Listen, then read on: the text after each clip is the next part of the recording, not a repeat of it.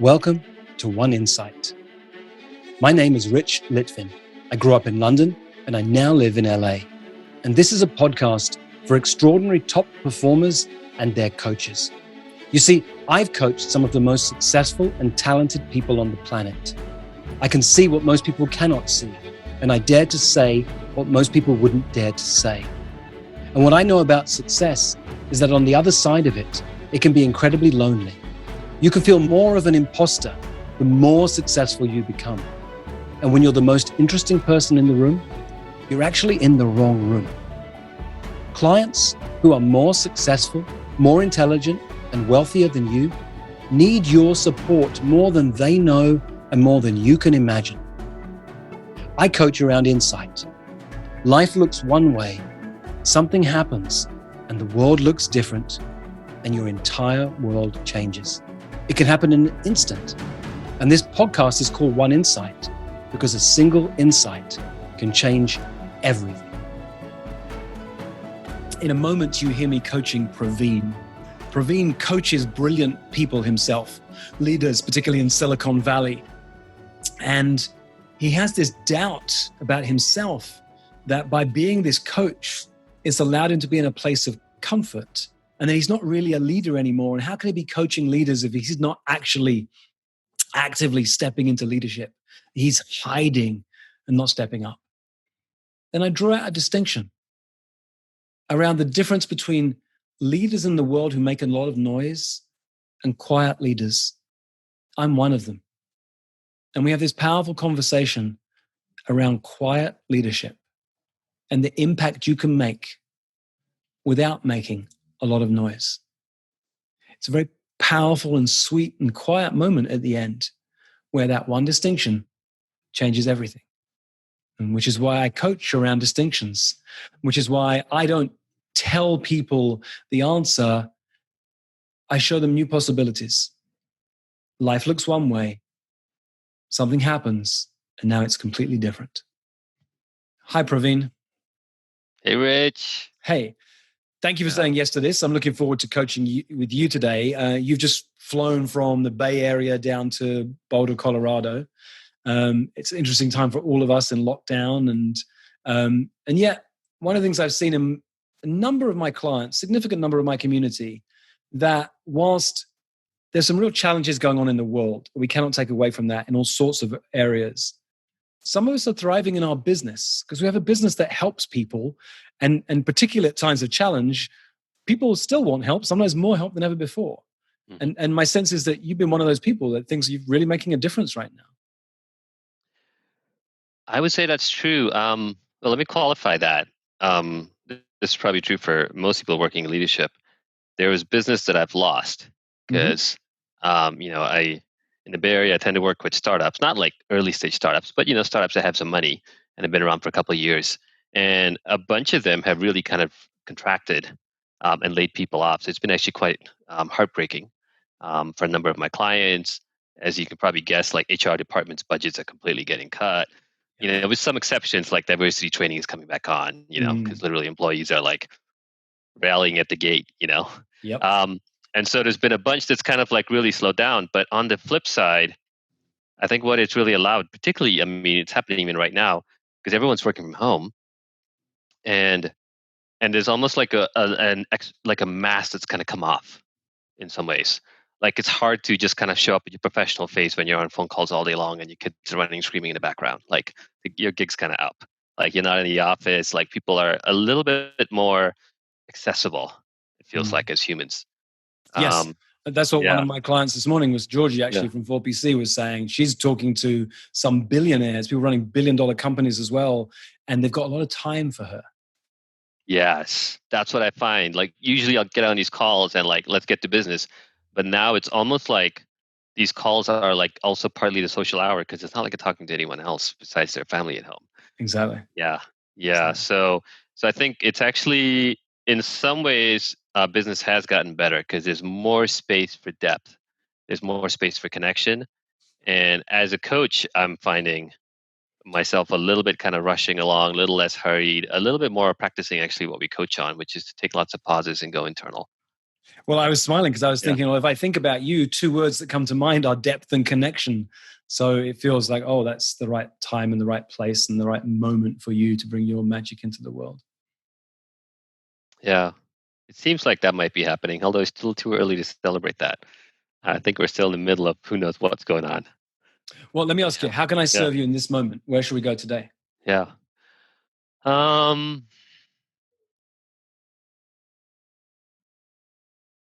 Let me give a little bit of context and I'll sort of dive into it. And so business is good. The coaching is going fine. I think as I was feeling into our chat today, I realized, so much of what I coach leaders. I don't necessarily do quote unquote leadership coaching per se, which is a broad but also in some ways very specific topic. But I realize like I've hit a certain comfort level, um, because I'm the coach. I get to kind of ride shotgun and sometimes even be in the back seat and kind of like say what I see and where I think we should go or what I'm noticing. And it's a very comfortable position for me to be in at this point because I can coach really brilliant people, across all kinds of industries, be an expert, be the coach. And what it allows me to do is it allows me myself to not be a leader, paradoxically, because um, as a coach, it's not my job to like hold their hand and have them lean on me. Like they're the leaders. I'm going to go support them as a coach and name what I see. So it's a nice cushy seat to be in a shotgun seat next to them with that. Um, and if I look back on my life and kind of all the stuff I've been through and right now, I'm sort of hiding a little bit, is what it feels Mm, like, yeah. you know. And it's a little bit embarrassing to say that because um, how can you be a leader if you're hiding? It's like so something I'm really kind of um, it's like I'm kind of struggling with a little bit. And I'm also noticing that in the people I'm coaching, particularly with all the stuff that's happened these last couple of months, people are being really invited to step forward, stick their neck out more, take a stand. Um, no matter what the crisis is or the situation is, whether it's social or medical. And so something about that is really starting to like weigh on my mind Yeah. lately. Yeah, the word fraud might be too strong a word, but if I'm really honest, is like, and it's not like the fraud, like I'm gonna get found out, I'm not good at this. That's not the problem here. It's not like a self-esteem issue. It's more, I'm not stepping up in my own leadership. That's what it feels like. And there's a point where that stops working. So yeah, Yeah. You say, how can I be a leader if I'm hiding and maybe I'm not stepping up right now? I know that one well from the inside. I remember when I lost my job, I ran away from leadership. I didn't want to be a leader. That was the last thing I wanted because I was fired from a leadership role, a very senior leadership role, and I was humiliated. So I was going to say actively, but it was unconscious. I was unconsciously running away from leadership. But what happened to me is I kept turning around and people kept showing up, like they kept following them, like go away, and people kept showing up, and I had to keep stepping more into leadership. 12 weeks ago, we went into lockdown. Maybe 14, 15 weeks ago, I was looking for a leader. I was afraid. It was getting scary. I didn't know what was going to happen. I was looking for someone to help and to lead. yeah, And Monique, my wife, said something to me that really struck me. She said, I've never seen, I don't know if she said scared. It wasn't the word scared. There was something like that that really hit me. I haven't seen you so scared before. And I realized no one's coming. I either step into leadership right now or I'm going to sit here terrified and waiting for someone else. And I stepped up and I created a community. I did certain things that I needed to do for myself. And what I found is that once I stepped into leadership, once I made that decision, things became clearer. They didn't always become easier, but they became clearer. I see you're nodding. So tell me what's going on in this moment. yeah. I mean that resonates. Obviously, I'm part of your community. In this case, 4PC, and I really saw you step up. In fact, part of my question is like, how is Rich doing this? Because you were just like, I'm here multiple times a week, early morning calls, so you can fit all the time zones in, and you just showed up every single time. So I really felt you in that moment, actually, in fact. So thank you for that. That's resonating for me because the way you said that, um, I had to wonder, like, oh, is this like, I guess Rich knows how to lead, or he just does this naturally. So just even hearing you share in that moment, like your inclination was to hide until Monique started to go, what is going on? You seem really afraid. I haven't seen you that way. Yeah.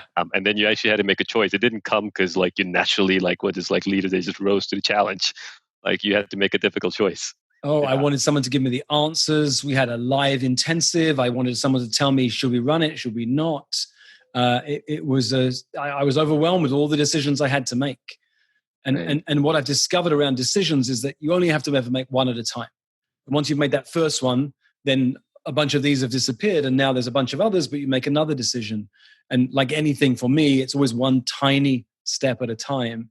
But when I'm here, it looks like a sense of overwhelm. It feels like a sense of overwhelm. Mm-hmm. Yeah. Yep. And then all the insecurities that may come with that are the stories as well too. Yeah. We're human. Look, for most of human history, if you stood up and said, hey, tribe, I have a vision for where we should go. I have an idea for what we should do. You would probably die. Because if the tribe didn't like you, you'd be an outcast. You would die. Yeah. If someone didn't like you, they'd want to fight you. You might die. Really innate within us is we are the product of thousands of generations of very fearful, non-leadery people. And so we have to fight against the entire system. Our entire genetic makeup is designed to don't step up, don't lead, don't say anything, stay quiet, and then you'll be safe. Yeah, and literally, I'll speak for myself. As an immigrant who grew up in Singapore, that was actually, particularly in middle school, it was actually a survival need for myself. I mean, I was in the school I was in, I was the only POC person. And for about 2 years, no one would talk to me. I was bullied a lot. And so the only way I was making it through was to kind of hide. Yeah. It was like my safety. And of course, I turned that into a strength because in some ways as a coach, and I don't know if this is true for all coaches, as a coach for myself, like I can be brilliant and also be hiding at the same time. It's totally possible as a coach and have a successful coaching career even that way. Praveen, in the first year of 4PC, I ran our first ever live event, and we did some exercises in the morning. We met up after lunch, do some more exercises, and we finished the exercise. And I said, okay, guys, let's have a break, something like that. And then one of the women in the group went, hey, stop. Rich, this is the second time you've ignored me. Now, I've done enough of the deep work to know how to be present in a challenging moment, and rather than trying to posture or apologize, I did a move in coaching. I said, wow, how did you do that? And it threw her. And then she had a conversation in front of the group with me where she cried.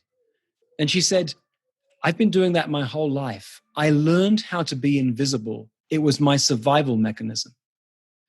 I'm a high school teacher. The first kids the first kids you learn are the naughty kids. And then you learn the really bright kids. And then you learn everybody else. And usually around December, 3 months into the year, there's some kid who you're like, is that a new kid? And you realize they've been there the whole time. Mm-hmm. What's the smile of recognition on this? That was me in middle school. Yeah. Yep. I was hoping if people stopped noticing me that I wouldn't need to like protect myself all the time. Yeah. So just recognizing that so aspect of it. I really feel you on that one. I don't know if you can hear this singing in the background. It's my little 6-year-old. So whenever I think of kids, I think of my kids, and they're not yet in middle school, but it's a very fearful place. And I can really understand why that needs to hide.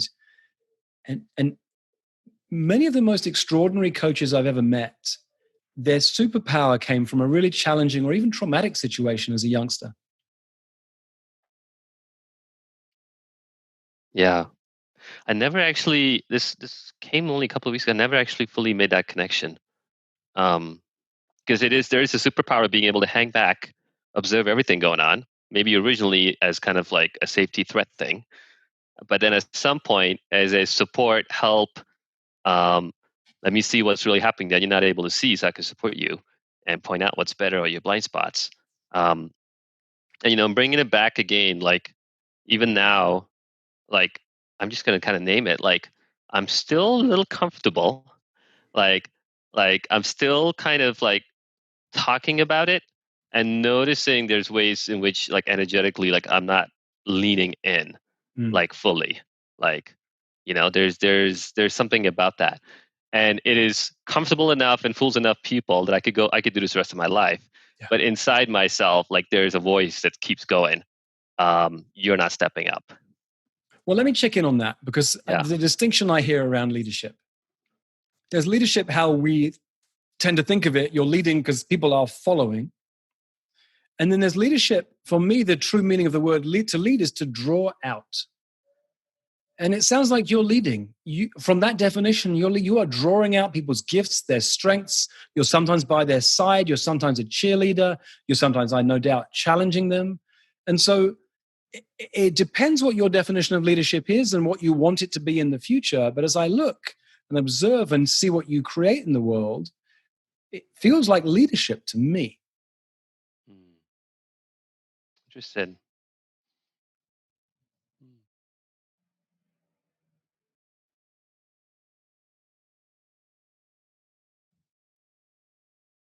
What comes to me hearing that is it could be.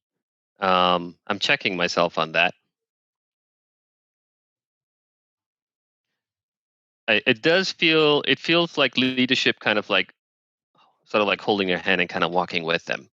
It feels like that kind of leadership, versus like a run to the front, plant the flag, who's with me. That kind of leadership I don't do very much of, and to be honest, like kind of scares me when I do it. But like, hey, let me walk with you as like a partner, and let's look at the landscape and let's talk about what's going on. This is our world. This is your world. Here's my experiences, and let's kind of be in a journey together. That kind of leadership to me does feel very resonant with my work. So I don't know why the Knights of the Round Table comes into mind right now. There's King Arthur, who's the king who will lead in battle, but then there's Merlin, the magician, who will sit by him and advise him and guide him. What if your flavor of leadership was more like that? That you're the person who is trusted so much by the kings that they can actually hear you.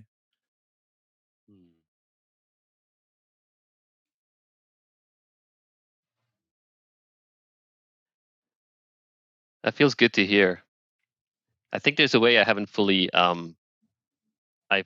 it's almost like, there's almost like people see that Arthur is obviously a leader, but I wonder how many people think that Merlin's a leader, including me, when you speak about it that way as an archetype. I think that's still kind of landing in. Well, Merlin's the magician, right? You're a magician. You get people to say things to you that they don't say to another living soul. You get people to look at the landscape in a way that they couldn't do without you there. And if you can't see the full picture without that conversation with you, then you're operating where you've got blinkers on. You're a magician. Yeah.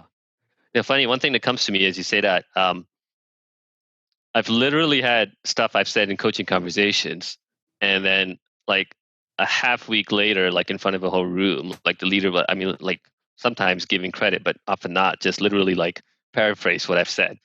It's almost like then they become the spokesperson of what's been said. And that kind of makes sense to me. Like without Merlin's magic, Arthur wouldn't be able to lead. Fundamentally, he'll be pretty weak, or at some point he'll be taken down, or he wouldn't have the right kind of guidance. One of my proudest moments as a leader in the world of education was when one of my direct reports, I was on a senior team. She was running a year group, I think. She came to me to complain that someone else had stolen one of her ideas and was using it and claiming it as their own. And I said, tell me more. And she shared the idea with me, and I smiled, because it was the idea that I had given her a year before. And now it was rippling out. And she'd forgotten it was my idea. I didn't tell her. I didn't remind her. I loved that. It's the phrase by Lao Tzu of the best leaders, the people say, we did it ourselves. Yeah, that's right. That is very true. There's a generosity in that spirit, actually, as you speak about it that way. Yeah. Wow. And I think particularly like you're speaking about it, that was just young, with that phrase, it also goes to kind of facilitation. I've noticed like a lot of beginner facilitators will come in and kind of take over the conversation because they want to show how brilliant they are and how much they own the room, right? And sometimes people want that. That's appropriate sometimes. but they're really, really, really good facilitators. I think to go back to what the phrase you said, will have people look at each other and engage with each other and whatever crisis they're handling in a way they've never done before and feel like they've tackled and resolved it more powerfully than they've ever done before. And the facilitator is an important part of it, but they're just not a member of the team making this magic happen. And that's leadership as well too. So I'm just kind of really sitting with that as you share that. Yeah. Yeah. Look, I didn't know where this was going to go. I wasn't attached to being right on this. It may have been that you were, no, I'm really clear. It's time for me to build a team or to build a community or to lead in a different way. I threw out an idea and then we see where it lands. But in this moment, it feels like whilst you could do that, and it may happen at some point, you just got a new model of leadership you didn't have before. That's actually, I believe, one of the most powerful leadership models there is.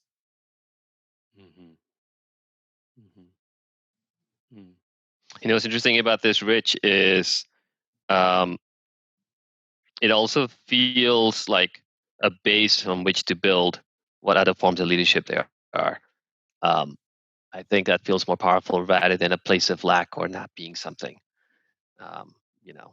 So I think it's a great foundation, actually. And I'm realizing that both can be foundations because I've talked to plenty of leaders and they're, the word narcissism gets thrown out a lot, but it's not necessarily bad. We all are narcissistic to some degree. And often many of the great leaders have narcissistic qualities. It sort of comes with the terrain. Like they just go out, like if you look at all the politicians, the way to put the lives of their families at stake, the amount of stuff they got to do to get it, get in those positions and win the votes. Like there's certain narcissistic quality that's needed for that. And that's not everyone's form of leadership, as you put it. Others can start with a different base here. And I'm realizing that form has always turned me off. It's not been my style and my way to go. But this feels like a good base to come from. And so I think I'm integrating. I think I'm integrating just like a welcoming of this way of leadership. Something about it feels more. And I'm going to again contrast it with like the powerful leader that kind of stands out. Something about it feels more sort of like field centric. Like let's bring everyone together and keep checking in and tuning to what people are needing. It's a different kind of leader. The problem we have, Praveen, is our models for leader are from the movies we've watched for 2-3 decades. Yeah. You see Mel Gibson in Braveheart cheering the men on. You watch all these movies where the leader. Can I talk about that? Mm-hmm. Oh my God, I love that you brought that up. So what was his real name? I forget. William Wallace, right? Uh-huh.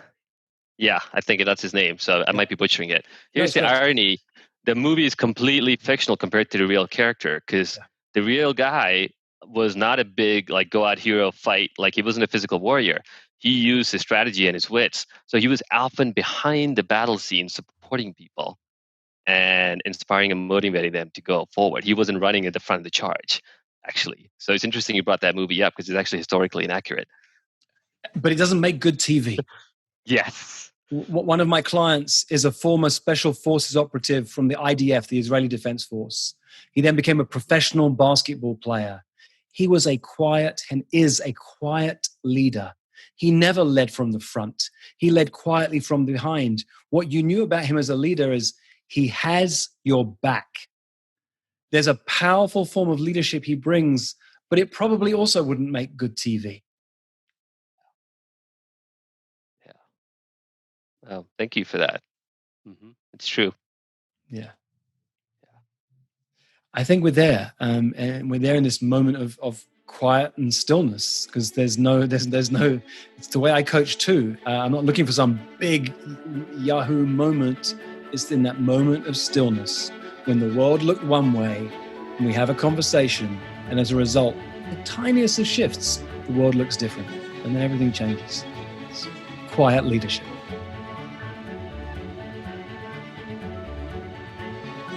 Thanks, my friend. Great. For most of human history, it wasn't called coaching, it was called leadership. And it's what I love to do, to coach people, to lead people, and to mess with people's thinking. If you'd like more of this, or if you'd like to learn more about our community of extraordinary top performers, go to richlitvin.com /1insight.